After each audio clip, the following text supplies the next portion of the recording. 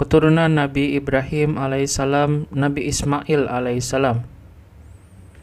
Nabi Ibrahim alaihissalam sebenarnya memiliki anak yang banyak, namun yang paling terkenal hanya 2 orang. Keduanya Nabi dan Rasul yang agung. Yang paling tua bernama Ismail alaihissalam, hasil pernikahan Ibrahim dengan Hajar.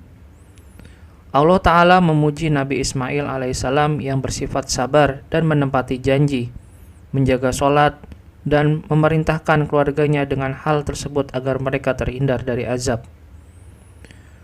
Maka kami beri dia kabar gembira dengan seorang anak yang amat sabar. Asy-Syafat ayat 101. Dan ceritakanlah hai Muhammad kepada mereka kisah Ismail yang tersebut di dalam Al-Quran. Sesungguhnya dia adalah orang yang benar janjinya, dan dia adalah seorang Rasul dan Nabi. Dan dia menyuruh keluarganya untuk bersembahyang dan menunaikan zakat, dan dia adalah orang yang diridhoi di sisi Tuhannya. Maryam ayat 54-55.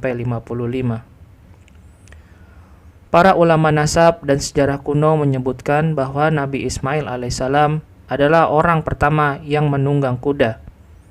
Ketika itu kuda dikenal sebagai binatang liar, namun dia berhasil menjinakkannya dan menungganginya.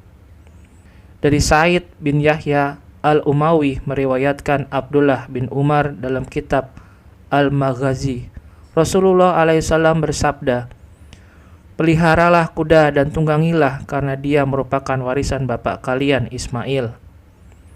Nabi Ismail juga merupakan orang pertama yang berbicara dengan bahasa Arab fusilat, baku, dan bernilai sastra. Rasulullah alaihissalam bersabda, orang pertama yang berbicara dengan bahasa Arab adalah Ismail ketika dia berusia 14 tahun. Nabi Ismail alaihissalam sebagaimana telah disebutkan sebelumnya menikah 2 kali. Pertama dari seorang wanita dari suku Amalik. Namun ketika bapaknya memerintahkan untuk menceraikannya, dia pun menceraikannya. Kemudian dia menikah lagi dengan seorang wanita dari suku Jurhum. Kali ini sang bapak memerintahkannya untuk melanjutkan rumah tangganya. Dari perkawinan tersebut dia dikaruniai 12 anak laki-laki.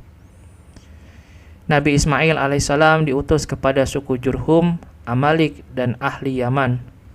Beliau wafat pada usia 137 tahun. Dia dikuburkan di Hijr Ismail dekat dengan kubur ibunya Hajar.